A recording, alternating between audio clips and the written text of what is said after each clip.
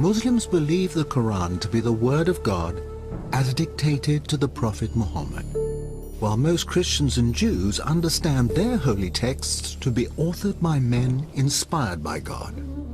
This distinction means that critical analysis of the sacred texts, which has so enlightened Christian and Jewish thinking since the 16th century, becomes an extremely sensitive issue when it's applied to the Quran. And it doesn't help when those scholars who are making the attempt are largely Western non-Muslims. Can their studies really shed new light on the text and its origins?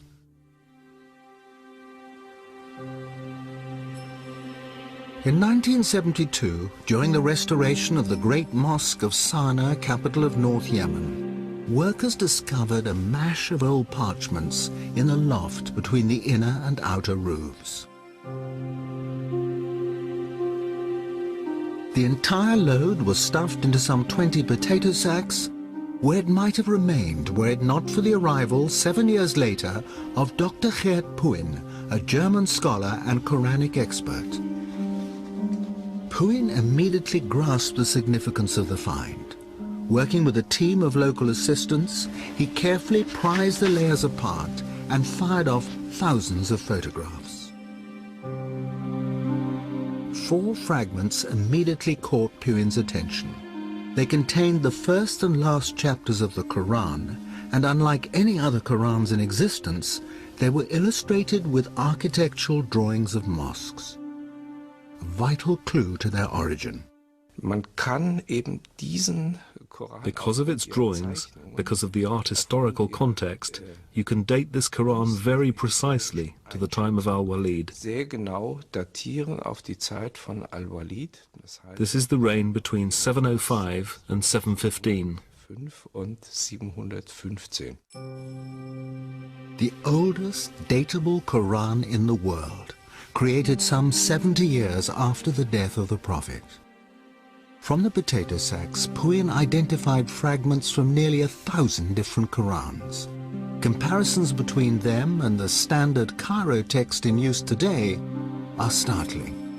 These early texts are written in a kind of shorthand with no vowel markings or distinguishing dots, which means that individual words can have up to 30 different meanings.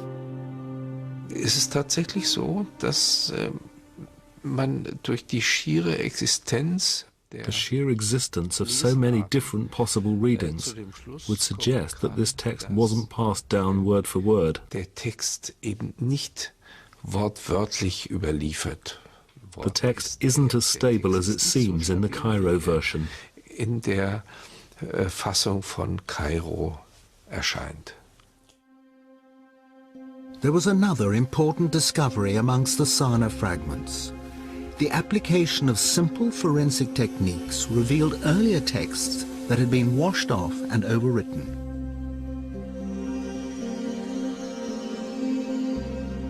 Although the hidden text revealed no contradictory meanings, words had been changed, verses and whole chapters rearranged. If his researches are correct, particularly on dating, it suggests, in fact, that the Quran was not a single product, a single entity that was fixed by 650, but actually developed much, much later, hence the overlaying of texts of written materials. None of this phases Islamic scholars, past and present.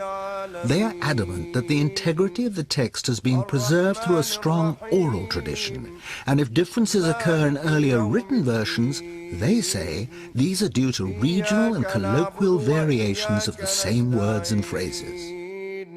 We accept that there is a diversity from the very beginning on very marginal things.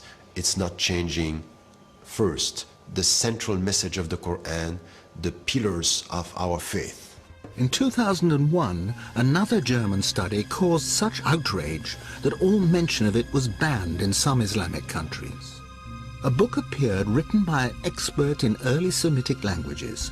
It was so controversial that the author published under a pseudonym and will only speak on condition that his identity remains concealed. So gesehen ist es unbedingt erforderlich, den Koran neu zu lesen. In order to understand it correctly, we need a fundamentally new interpretation and reading of the Quran. Dr. Marcus Gross helped to translate the book from its original German into English and is willing openly to express the author's views. Es wurde schon gesagt, 20%, ich würde sagen 25%. About a quarter or a fifth of the Quran contains unintelligible words or words which don't make real sense. That number can be vastly reduced with a knowledge of Syriac to, let's say, 5%.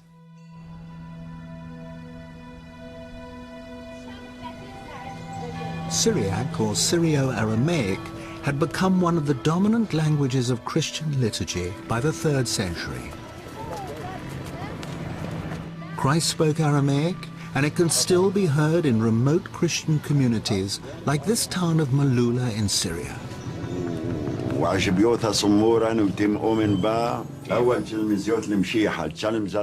But at the time of Muhammad, Syrio-Aramaic was the major written and cultural language of the whole region. Written Arabic was in its infancy. Wir haben bis zum Koran einige Inschriften.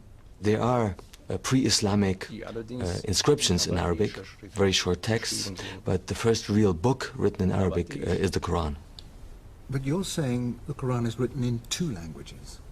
Ja, ich würde sagen, es gibt ja kaum eine Kultursprache. In many areas in the world, languages mix constantly, all the time. Denn to make it understandable to a speaker of English, you have to go back about 1,000 years. Imagine the Anglo-Saxon peasant talking to his master, who was a Norman and spoke a mixed language of French and an Anglo-Saxon. And you could only understand that mixed language with a knowledge of both. Muslim scholars of the past had the confidence to acknowledge foreign words in the Quran. In the 10th century, Al-Tabari, one of the most respected commentators, identified Hebrew, Latin, Greek, Persian, Abyssinian, and Syriac words. The difference, though, is that Luxembourg is claiming new meanings that have never been suggested before. How can one German professor challenge the collective judgment of more than 1 billion people, and on what basis? What method does he use? Ich bin natürlich bemüht, zunächst einmal eine arabische Lesung und eine arabische. Whenever I try to find a solution for an unclear passage, the first step is to try to find an overlooked meaning of an Arabic word which is not used today, but which can be found in old dictionaries, something that the commentators didn't consider. Only if that is not possible, I take into consideration the meaning of the root, of the corresponding root in Syriac, or a possible misreading. Misreading in this case means that undotted text was dotted wrongly. Then there's also the possibility that a Syriac letter was by mistake written within an Arabic text. Using these methods, Luxembourg examined some of the most obscure passages of the Quran. After Mary has given birth to Jesus, in the Arabic Quran, the archangel says to her, "Be not sad, your Lord has placed a little river beneath you." In Luxembourg's version, "Be not sad, your Lord has made your delivery legitimate." And there are other highly contentious examples. God's command to a skeptic in Arabic, "Look at your food and drink, look at your ass," becomes "Look at your condition and look at your overall state."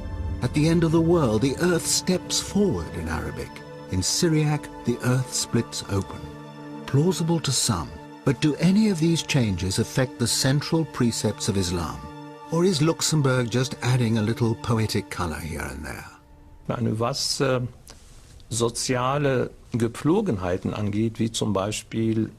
It's certainly not key precepts like the existence of God or afterlife, which is challenged by my interpretation, but many everyday customs. One example is the veil. The Quranic verse adduced to prove their position talked about humur, which had to be beaten on the pockets. The sentence was a bit obscure. It's usually rendered that it means cover your head and your cleavage. And if you have a look at the chador, the veil in Iran, for example, that's exactly what is covered. Aramäisch Gmar, dann verstehe ich ein Gürtel. But with my Syriac interpretation of the verse, my translation is, put your belt around your hips. And the belt was a sign of chastity, also especially used by monks. So that makes it much more meaningful. But Luxemburg's interpretation of paradise causes the greatest offense. In the Iranian city of Isfahan, there's a 17th century palace built to represent the gates of heaven. The cool greens of the gardens beyond express the longings of a desert people and are beautifully described in the Quran, along with flowing fountains and the favors of huris, usually understood as wide-eyed virgins. One commentary, but not the Quran, even specifies numbers, 72 for each righteous man. But that doesn't sit well with 7 verses of the Quran that promise the righteous eternal contentment with their wives. Luxemburg believes he has resolved his contradiction. Mit weiß großäugigen Huris verheiraten. There is one passage in the Quran dealing with the Huris in which it says, وَزَوَجْنَاهُمْ بِحُورَ عِينٍ. We have paired them with dark, wide-eyed maidens. That is the traditional understanding of this verse. If you put the dots on the undotted text a little bit differently, what comes out is, we will make you comfortable under white, crystal-clear grapes. For the suicide bomber, then, not the prospect of 72 virgins in paradise, but in Luxemburg's interpretation, a modest bunch of grapes. German study, as far as I'm concerned, is very Christian-centric. It's influenced by the way Bible has been researched and put together. Bible and the Quran are not the same. It is the connection Luxemburg makes with Christian symbolism that is highly inflammatory to many, but a persuasive argument to others. This 5th century fresco in an Egyptian monastery depicts the archangels receiving souls in paradise. Each archangel holds a grape in one hand, and in the other cradles the departed souls, who are refreshed with bunches of grapes. The grape motif is repeated in the vestments of the priests of the Syrian Orthodox Church, all relating back to Christ's promise to his disciples at the Last Supper that he will not drink again of the fruit of the vine until he is reunited with them in his Father's kingdom. If foreign words were in the Arabic dictionary at the time of the Prophet, surely they had evolved into an Arabic meaning. So that particular word, even if it is Syriac, must be understood in the way the Arabs understood them. Not as grapes, but as hur, partners in heaven. I think we all understand that it's symbolic, that we have to go beyond the images and the way we look at the paradise, for example. You know, we are not asked to think of this on, you know, in a literal way. This is what is. We don't know. It's just for us a description of what is going to be beautiful beyond your imagination. Although Luxemburg's work has been called into question by leading academics and is controversial by its very nature, he believes it opens a door, encouraging linguists, archaeologists and historians to use modern tools to throw further light on the text and its context. For some Muslim scholars, that is in the Quranic spirit of free inquiry and no threat to those who are robust in their faith.